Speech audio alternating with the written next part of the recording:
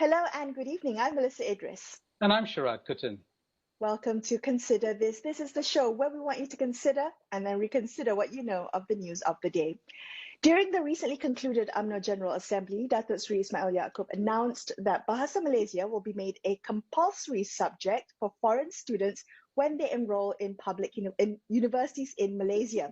Now, this was said to be part of the Prime Minister's push for a broader use of the language, especially internationally, as he said last month that government officials must use BM when speaking at conferences and other engagements abroad. Malaysia has set a twin target of attracting some 250,000 international university students and to become an international education hub by 2025. How might this compulsory BM policy affect the chances of meeting those targets? Let's ask Najmie Noordin. He's the Chief Executive Officer for the Cosmopoint group of companies, Cosmopoint College and Kuala Lumpur Metropolitan University College. Najmie, first, to kick off the conversation, what do you make of this policy and how it might impact your institution? I'll be completely honest.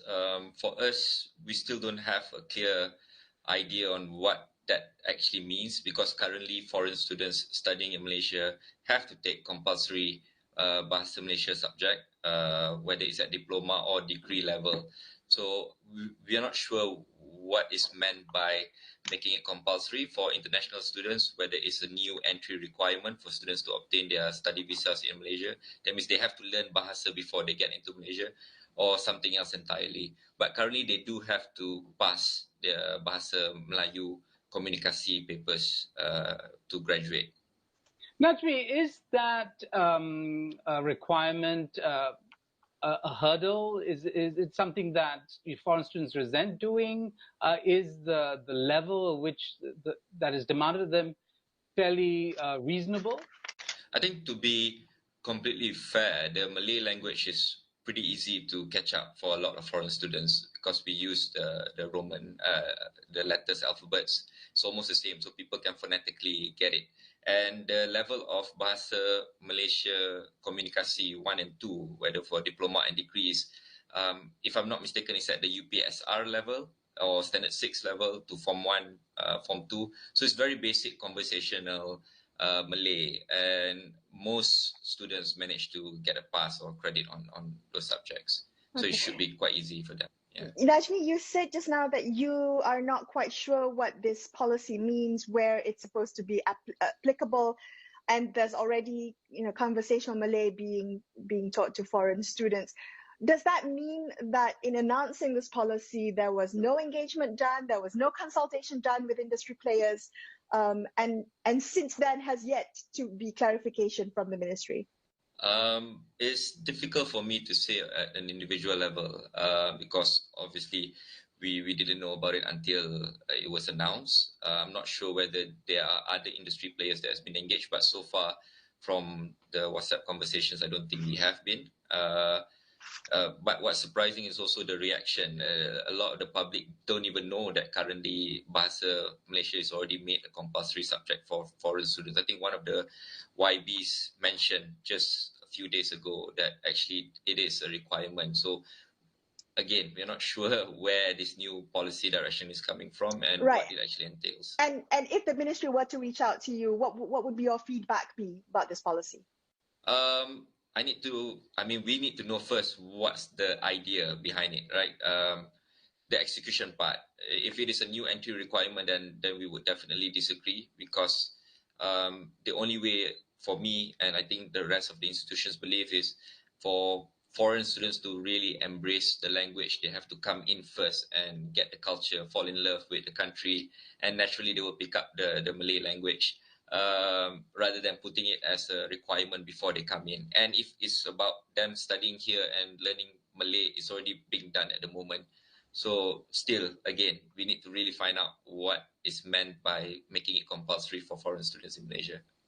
Yeah, Najmie, I guess there is a kind of populist or nationalist dimension to the policy announcement that seems kind of consistent with the administration's ongoing language policy.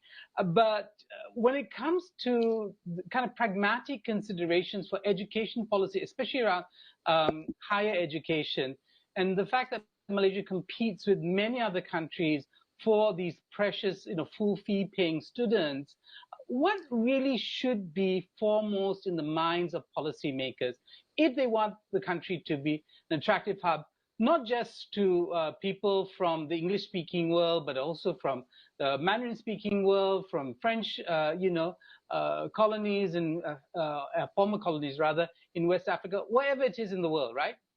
What should be foremost in their mind? That's why this is a bit jarring, because all this while, the main selling point for Malaysia as an education hub is the fact that we use English as a medium of instruction. Actually, that's been done currently at even public universities and private universities. English is the main medium of instruction, and that's the main appeal.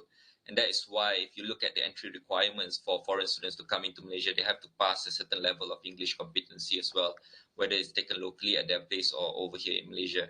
So that has always been the main selling point. And a lot of foreign students come here to get their undergrad and then continue their postgrad in a country like Australia or UK, etc. And ours is a more affordable option for them to take their undergrad studies and then continue postgrad in another country. So to have another language requirement on top of that, which is currently already in practice. So does it mean a higher standard of Malay language, and up to what level? I'm not too sure. But in terms of international appeal, to be completely honest, I don't think students actually really care whether they are proficient in Bahasa Malaysia or not. And what they want is to get their education in and then move on to their job opportunities, which are usually not in Malaysia as well, because foreign students come in here to get. If I can follow up on that, because perhaps you should help us understand who these students are and where they're coming from, because the impression is that they come maybe from English-speaking countries when in fact they don't, and so there would be a double burden for them. Two languages to be learned at a university level would be an extraordinary demand for any student coming into a country to study. Give us a sense of who's coming to Malaysia to study. I think EMGS has the data, the body that is governing the entry of foreign students. But in general, we attract students from China, the Middle East, Pakistan, Bangladesh, Indonesia a little bit. These are the countries that normally send students to Malaysia, the Maldives, etc. So English is not their primary language in most of these countries. And it's already a stumbling block, actually, for them to come into Malaysia, for them to pass the English competency test, the international standards, i.e. LTS or whatever the case may be.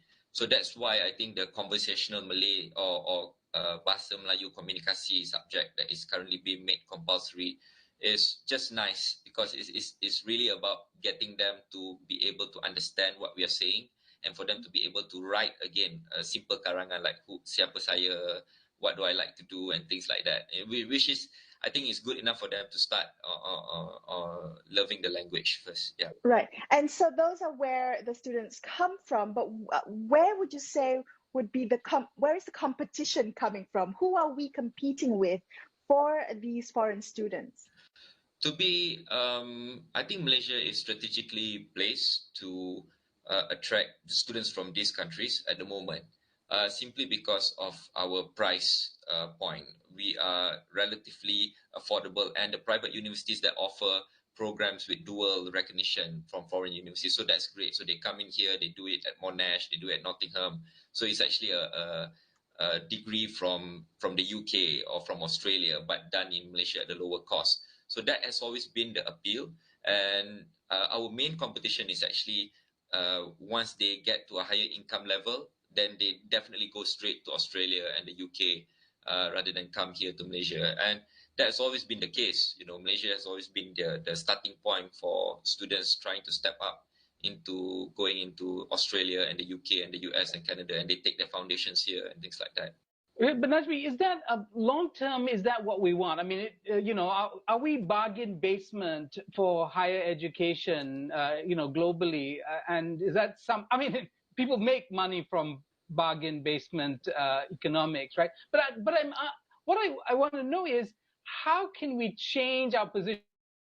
Because clearly we want to consider questions of quality, of scholarship. Kids coming in here will want to know that the kids in their class are some of the brightest in Asia, some of the brightest from the African continent, or whatever it is that they come from. That is also a selling point for education hubs, isn't it?